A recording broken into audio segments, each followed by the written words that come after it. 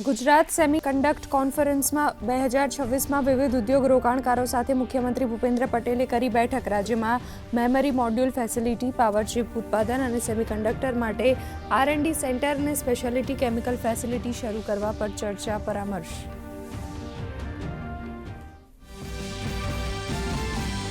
ભારતને સેમિકન્ડક્ટરનું હબ બનાવવા ગુજરાતનું મક્કમ નેતૃત્વ. દિગ્ગજ કંપનીઓ સાથે સાણંદમાં મેમરી મોડ્યુલ્સના ઉત્પાદન, અમદાવાદમાં R&D કેન્દ્રની સ્થાપના અને ગેસ અબેટમેન્ટ સિસ્ટમ માટે થયા MOU.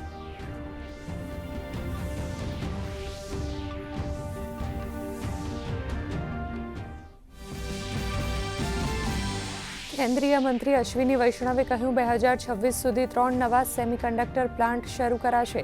મુખ્યમંત્રીએ 2030 સુધી ગુજરાતને સેમિકન્ડક્ટર ક્ષેત્રે અગ્રણી રાજ્ય બનાવવાની વ્યક્ત કરી નેમ, તો નાયબ મુખ્યમંત્રીએ કહ્યું, ગુજરાતમાં આજની પેઢીએ કરેલું રોકાણ આવનારી 10 પેઢી સુધી સુરક્ષિત. ગુજરાત બનશે ટેકનો હબ. મુખ્યમંત્રીએ 2026-31 માટે જાહેર કરી નવી STI નીતિ. ગુજરાતમાં સંશોધન માટે 1000 કરોડનું સ્વદેશી અનુસંધાન ફંડ જાહેર. 2030 સુધીમાં 1 લાખ કુશળ સંશોધકો તૈયાર કરવાનું રાજ્ય સરકારનું લક્ષ્ય.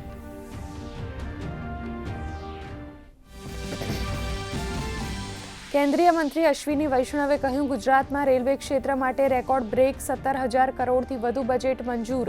87 સ્ટેશનનું નવનિર્માણ ચાલુ, જેમાંના 21 સ્ટેશન તૈયાર. આવતા વર્ષે મુંબઈથી અમદાવાદ બુલેટ ટ્રેન શરૂ કરાશે. બુલેટ ટ્રેન માટે 7 નવા પ્રોજેક્ટને અપાઈ મંજૂરી.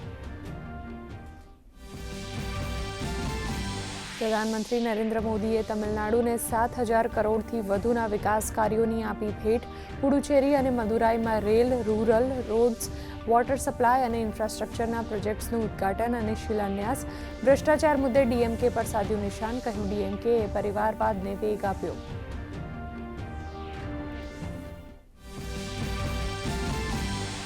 અમેરિકાએ ઇઝરાયલના હુમલામાં ઈરાનના સુપ્રીમ લીડર ખામનેઈના મોત બાદ ઈરાનમાં 40 દિવસનો શોક જાહેર.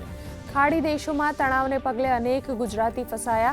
ભારત સરકારે ફસાયેલા ભારતીયોને વિદેશોમાં નોંધણી કાર્યાલયો સાથે સંપર્ક કરવાની કરી અપીલ.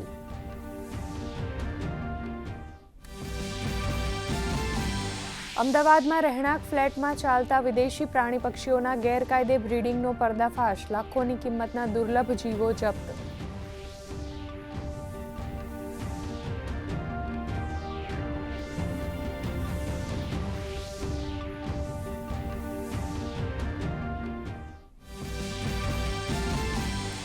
રાજ્યમાં માર્ચ મહિનામાં જ કાળઝાળ ગરમીની શરૂઆત. ડીસામાં તાપમાન 34.2 ડિગ્રી નોંધાયું. મહિનાના અંત સુધીમાં તાપમાન 40 ડિગ્રી પહોંચી શકે તેવી શક્યતા.